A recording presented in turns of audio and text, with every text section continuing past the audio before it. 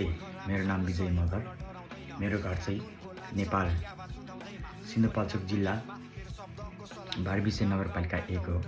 त्यही पुरानो पार्टीलाई भोट दिनुहुन्छ भने तपाईहरुको दिमाग सन्तुलन खासै ठिक भन्दा नि खासै ठिक होइन जस्तो लाग्छ मलाई। पुरानो पार्टीलाई भोट दिने साथीहरुको मानसिक सन्तुलनहरु चाहिँ खासै ठिक होइन जस्तो लाग्छ हैन। यति बुझ्दै आफू किन विदेश जान परिरहेको छ? युवा यङ पढे लेखेका बुद्धिजीवीहरु चाहिँ किन विदेशी अर्काको दास हुन जानुपर्छ? र किन परिवारसँग हामी बस्न पाइरहेको छैन? यो के कारणले हो? र यसमा चाहिँ के चाहिँ सुधार्दाखेरि चाहिँ हामी नेपालमै बस्ने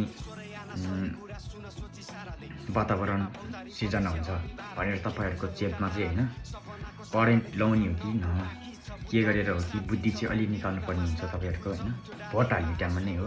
यो भोट हाल्ने टाइममा चाहिँ तपाईहरु 5000 10000 त्यस्तो आफ्नो मान्छे भनेर त्यो पुरानो पार्टीलाई भोट दिने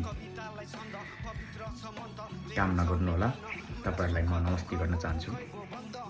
अब तपाईहरुले यो भोटमा खेलासी गरेर दिनुभयो भने पुरानै पार्टीले लग्यो भने तपाईहरुको हालत तपाईहरुको छोरा नातिको हालत पनि त्यही विदेशकै बसाइ हुन्छ हैन।